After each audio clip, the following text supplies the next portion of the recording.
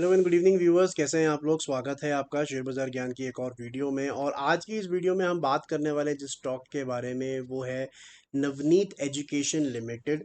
128.60 पे क्लोजिंग दिया स्टॉक ने फ्राइडे को। तो why Navneet Education? So basically कुछ फंडामेंटल चीज़ें हैं जो अच्छी हैं स्टॉक के बारे में, और कुछ गवर्नमेंट की तरफ से पॉलिसी चेंजेस हुई हैं जो पर्टिकुलरली सेक्टर को हेल्प करेगी। तो इसी के बारे में वीडियो होने वाली है और चार्ट्स पर भी डिस्कशन करेंगे। तो बेसिकली नवनीत एजुकेशन करती क्या है? नवनीत एजुकेशन के बारे में अगर आपको ज़्यादा नहीं मालूम है तो बेसिकली ये स्टेशनरी और एकेडमिक पब्लिकेशन करती है। स्टेट बोर्ड की बुक्स जो है ये पब्लिसाइज करते हैं। स्टेशनरीज जो हैं उसको भी ये जो है मैन्युफैक्चर करते हैं और बेचते हैं। तो बेसिकली जितना भी स्टूडेंट लाइफ के अंदर में खर्चा होता है एकेडमिकली, उसके अंदर में one of the main beneficial companies है नवनीत एजुकेशन। तो अब हुआ क्या है इसके अंदर में कि एक नेशनल एजुकेशन पॉलिसी आई है 2020 के अंदर, जुलाई के अंदर में। और उसका जो इम्प्लीमेंटेशन है ना, वो अगले साल के एकेडमिक ईयर से होना है। अब उसके अंदर में क्या है कि बहुत सारे स्टेट बोर्ड्स, आपको पता है कि हमारी कंट्री में तीन तरीके के मेजरली बोर्ड्स और करिकुलम्स जो है वो फॉलो किए जाते हैं। एक है स्टेट बोर्ड, और एक होता है सीबीएसई, और फिर एक होता है आईसीएसई बोर्ड।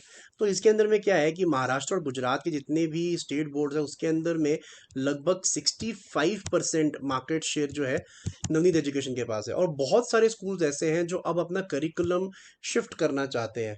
और ऑब्वियसली जब ये करिकुलम शिफ्ट करेंगे और बच्चों को नई किताबें चाहिए होंगी, स्टेशनरी चाहिए होगी, तो इन लोगों की बिक्री जो है वो बढ़ती है। अगर आप क्वार्टरली भी देखोगे तो हर साल का जो फर्स्ट क्वार्टर होता है, जो आपका या फिर Q4 भी अगर आप देखोगे, मेजरली जो जो Q4 का टाइम होता है, जनवरी से मार्च तक का जो टाइम होता है, उसके अंदर अगर आप देखोगे सबसे ज़्यादा सेल्स जो है कंपनी तभी जनरेट करती है। रीज़न बीइंग कि वो टाइम पे नई एडमिशन्स, नया करिकुलम, ये सब चीज़ें होती है दोनों क्वार्टर्स में, Q4 में भी और Q1 के अंदर में भी। तो साइक्लिकल बिजनेस है एक। तो इस जो लास्ट क्वार्टर गया है उसके अंदर में Q2 में भी अच्छी परफॉर्मेंस दी है। 330 करोड़ का इन्होंने रेवेन्यू जो है वो जनरेट किया है।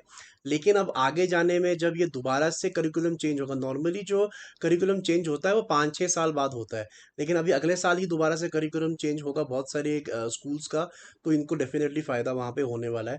नंबर्स की अगर आप बात करोगे तो क्वार्टर ऑन क्वार्टर ज़रूर थोड़ी सी आपको नेगेटिव ग्रोथ देखने को मिली है, लेकिन जैसा मैंने आपको बताया कि एक साइक्लिकल बिजनेस है।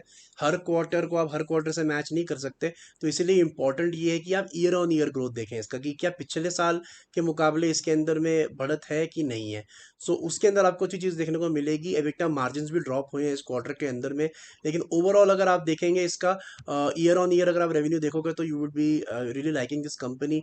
अगर आप रेवेन्यू की बात करें तो कोविड की वजह से इनका रेवेन्यू जो है काफ़ी कम हो गया था बीच में, बिकॉज ऑब्वियसली स्कूल्स ही बंद पड़े हुए थे। लेकिन उसके बाद दोबारा से रिवाइवल जो है कंपनी के अंदर में वो आना शुरू हुआ है।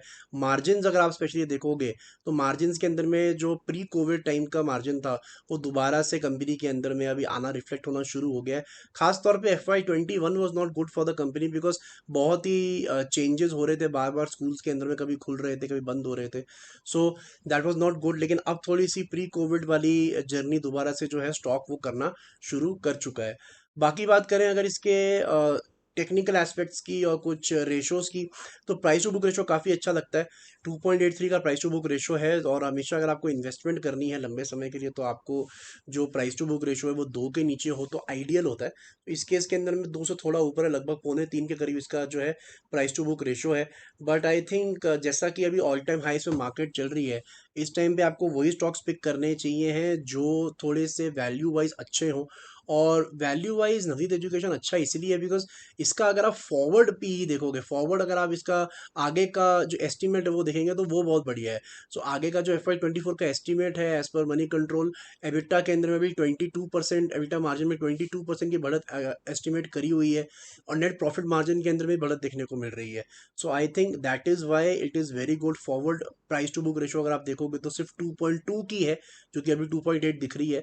So I think it is a very good decent choice for investment. और बात करेंगे अगर इसके चार्ट्स की तो आई थिंक अभी 128.6 पे जो चल रहा है ये, और इसका नियरेस्ट सपोर्ट काफ़ी क्लोज बाय है, अराउंड द लेवल्स ऑफ 121।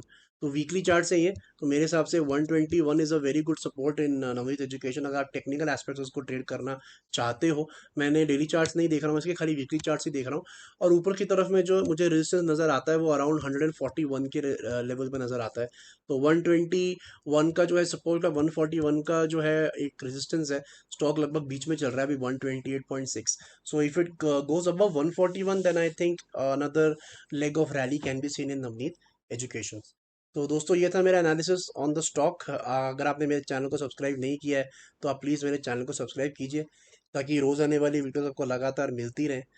और आपका कोई सवाल है तो आप कमेंट सेक्शन में डाल सकते हैं। मैं मिलूंगा आपसे अपनी अगली वीडियो में, तब तक आप अपना ख्याल रखें and all the best guys.